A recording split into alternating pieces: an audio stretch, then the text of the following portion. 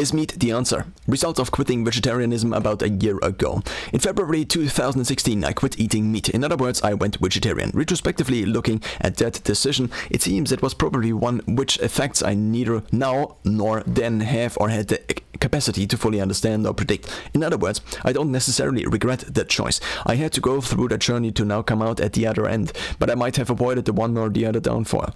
One lens to view the 6.5 years of vegetarianism through: weight. This shows a trend. The trend is up. My weight beginning from March 2016 went over now 7 years mostly one way, up, which might have different components to it, since I also have been doing resistance training from age 11 or 12 on, and never stopped apart from when I had to, due to being injured. Some part of that weight might be muscle. But given that my body fat also increased and I still don't fit into any of my former pants, lots of it is probably fat, and I don't need nor want that fat. I was a fairly lean kid. I could eat as much as I wanted, but I also, beginning from maybe age 6 on, restricted my intake of sweets. Sweets were supposed to cause caries, and since I didn't, or cavities, and since I didn't necessarily want to ruin my teeth any further, I tried to avoid those as much as I could in a world where we gift each other sweets. Here, I know you like it. Good luck with not getting addicted to, or with getting addicted or fat. Seems like a fairly accurate description of everyday gifting. And by the way, it also shortens lifespan. But back to not eating meat. I mostly decided to quit out of two reasons. One, I wanted to prove to myself that I could do something drastic like this at will, at any point. Two, I had increasing trouble justifying that I got animals killed just for me. Because the decision is so easy, none of the, but if you are vegan, then why do you wear leather shoes debates. No, meat comes with fairly easy instructions. Eat everything except meat. Yesterday evening I was ridiculously hungry. I ate eggs, cheese, bread, paprika, tomatoes, cottage cheese, curd, drank milk, but my hunger wouldn't subside. I didn't even feel like eating meat, but as the walls of my stomach expanded already above the pain threshold, and I also wanted to avoid not being able to sleep due to protein hunger, I made minced meat. 30 minutes later, the hunger was gone. I still walked 20 minutes and sat 5 minutes in the cold tub to decrease the negative effect of what otherwise might have kept me awake all night. Last year, around that time, I came out of months of trying pre-made then custom-made meal shakes in order to try to solve the almost ridiculous time-consuming property of preparing and eating regular food.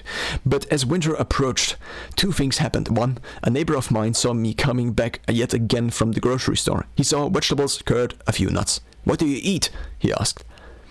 It somewhat dawned on me that basically none of the items I ate had any real nutritional value. Not the nuts, not the curd, not the vegetables. I could eat kilograms of vegetables, yet still, despite my stomach being filled to the edges, continue to feel hungry. I increasingly would add spices and oil to fuel, and fry it in the pan, only to eat and hunger not disappearing. In short, maybe with the right genes it would work. Maybe if a given body is otherwise healthy enough it can work. Maybe with the right supplements it works. But none of the food iterations of the last years ever made me not bloated, not hungry, and not have to visit the bathroom a couple of times a day. Even on one meal a day. With nuts, calorically quite dense, I would eat dinner, but then my stomach would overreact. Food. What is this?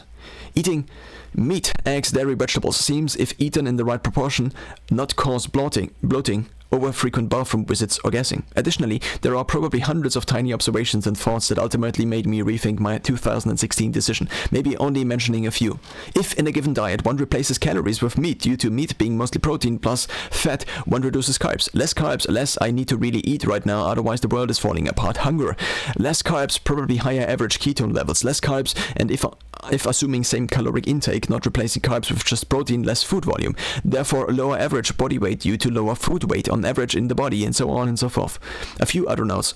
Try going to a standard supermarket and get anything that comes close to the nutritional value of meat, fake meat with 10 plus additives, and then you finally buy another pack only to realize it's 10 grams of sugar per 100 grams, but you try to avoid sugar. Try getting bioavailable protein from vegetarian or vegan sources. Try going low carb or ketogenic being vegetarian, with lean meat often being just protein. I tried.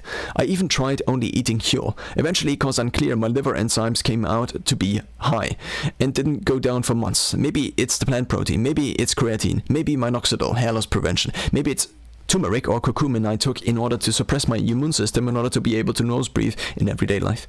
I cut out the vegan protein powder. I still had pre-made meals. In short, I went from vegan Huel, plant-based meal replacement, to adding spices and olive oil, then tomato sauce, then vegetables. Then I replaced the Huel with vegan protein powder, about half the cost of Huel. I then added eggs to reduce exclusionary diet risk, until I fried Huel in the pan. And I also had more and more cravings for meat. So I first bought fake meat.